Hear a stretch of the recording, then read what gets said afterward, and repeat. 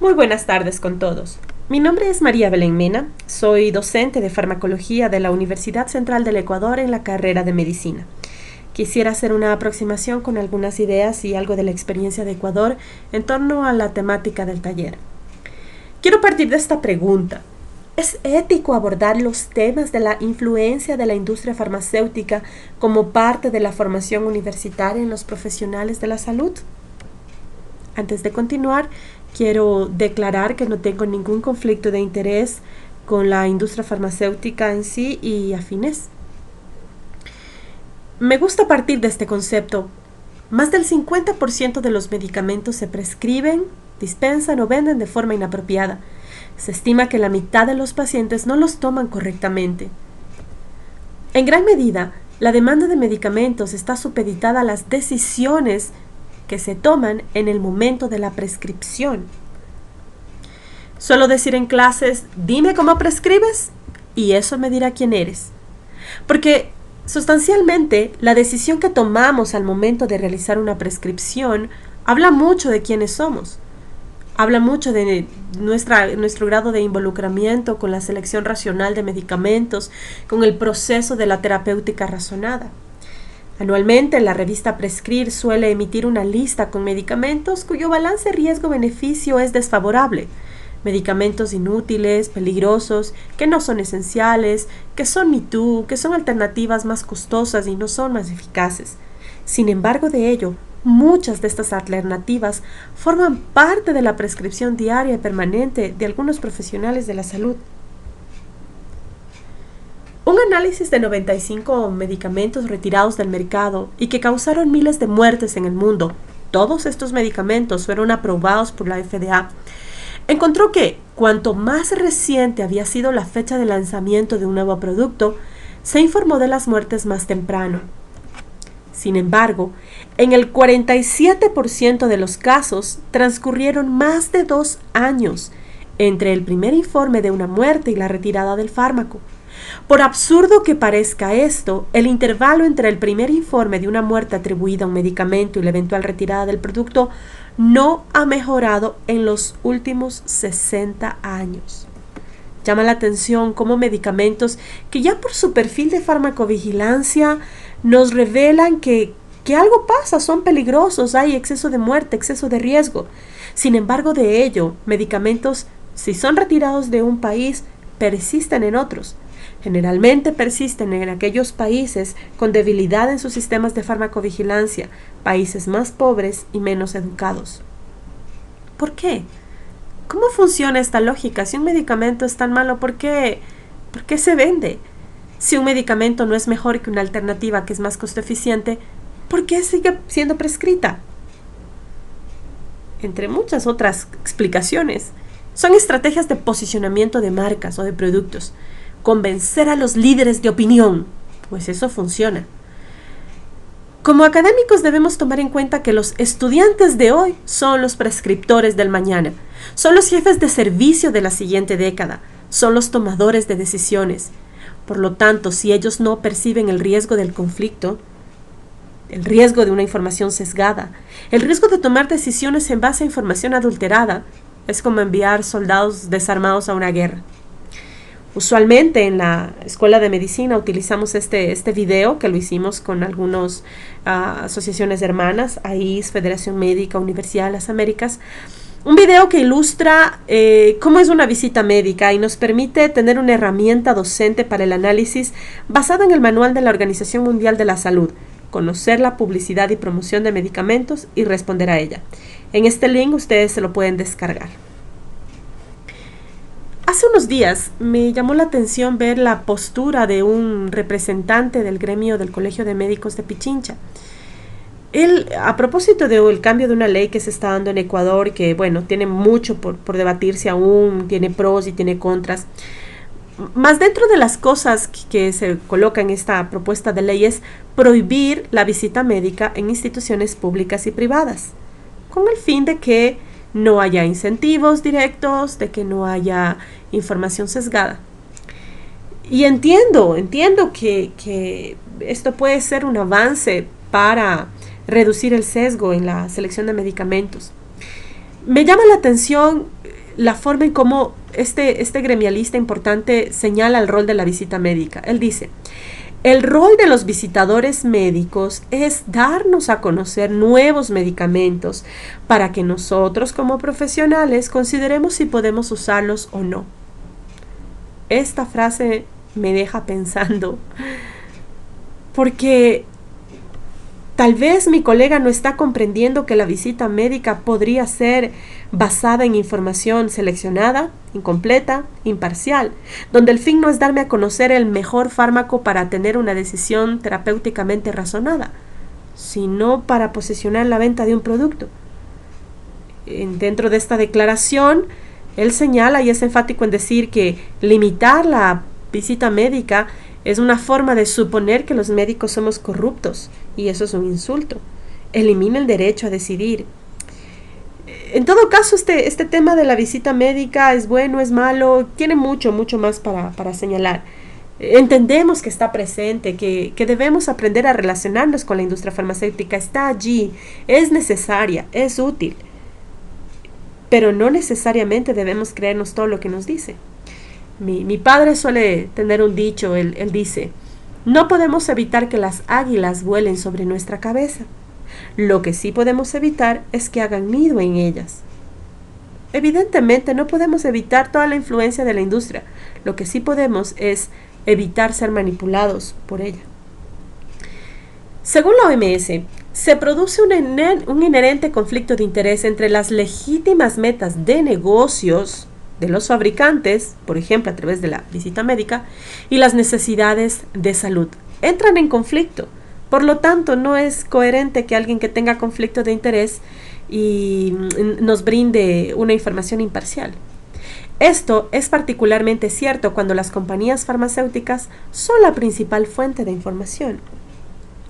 Por citar un ejemplo, en 2014, el Ministerio de Salud de Japón demandó a una gran y enorme industria farmacéutica por citar en la publicidad de su producto 2 estudios clínicos de universidades niponas que contenían datos falsos y que concluían que el medicamento en cuestión era más efectivo que otros para prevenir el riesgo cerebrovascular y la angina de pecho.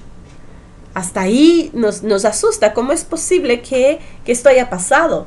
2 universidades no se fijaron que la información era alterada.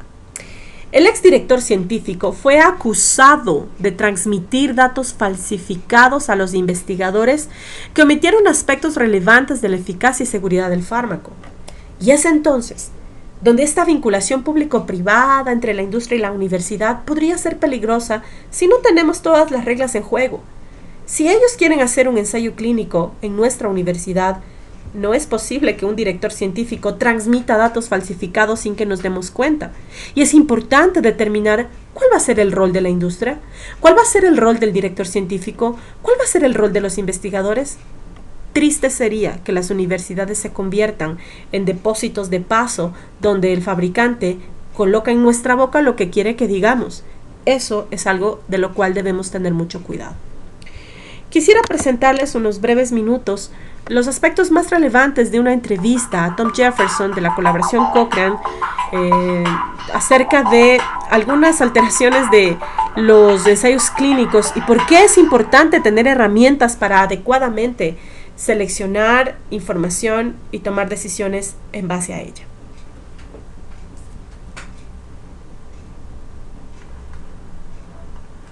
So, welcome to this program. This is a Drug and Therapeutics Bulletin program. And today I'm honored to interview Tom Jefferson of the Cochrane collaboration. Today we want to discuss about the evidence in the clinical trials. And I was just thinking that many doctors, whenever they read an article in a medical journal, they just trust everything they read. Is it right?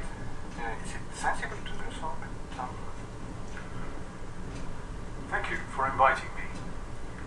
For some time now, there has been increasing evidence across all sorts of interventions and across all topics and disciplines that journal reports of clinical trials, especially those sponsored by the pharmaceutical and biologics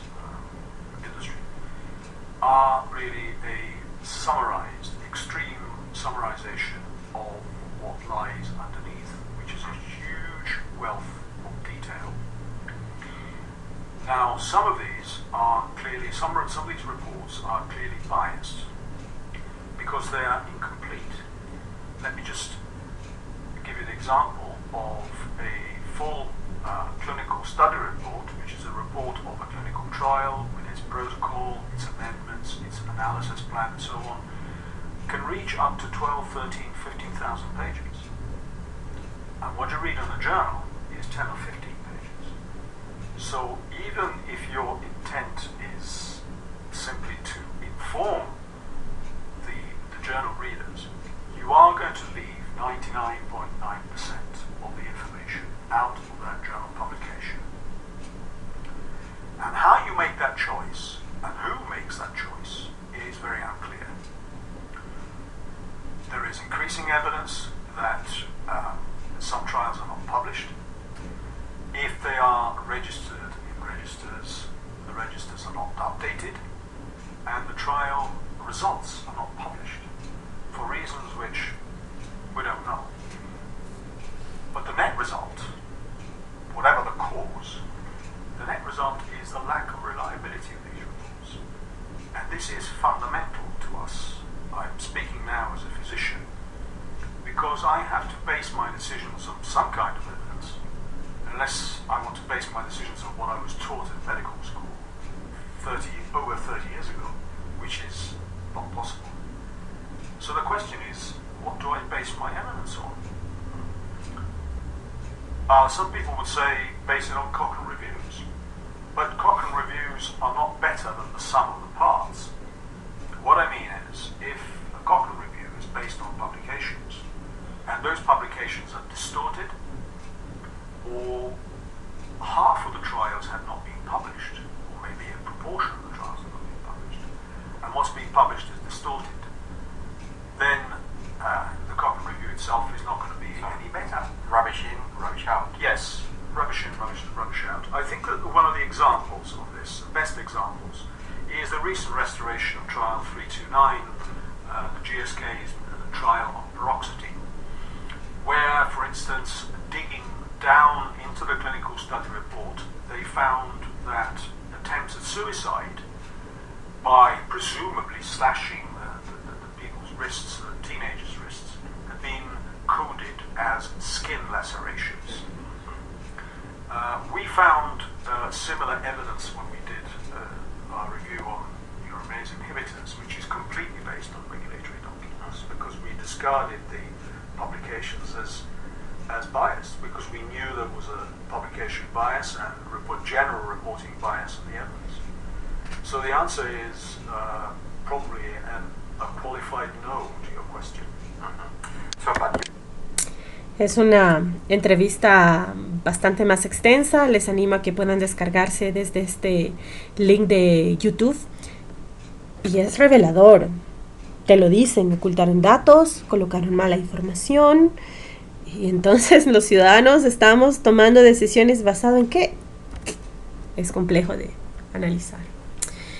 La Universidad Central del Ecuador, desde el año 2003, incluyó dentro de su sílabus, en una materia llamada Farmacología Clínica, la aplicación obligatoria de los principios fundamentales de la Guía de la Buena Prescripción.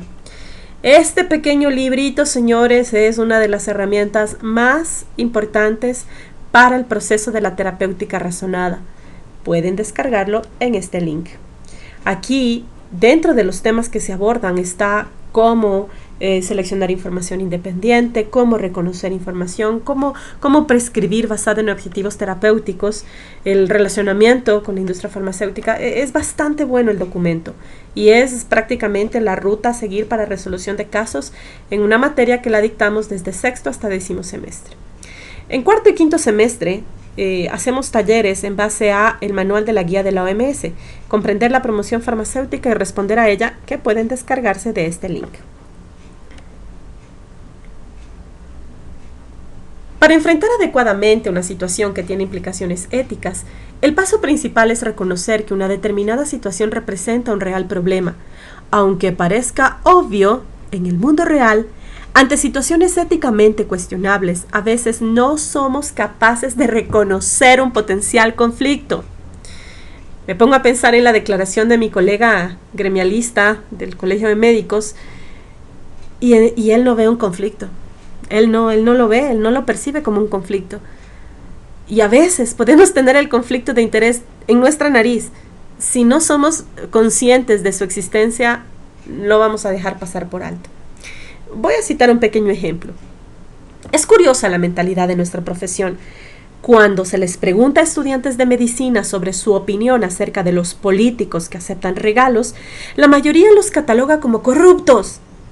Cuando son médicos quienes reciben regalos, la mayoría no ve ningún inconveniente.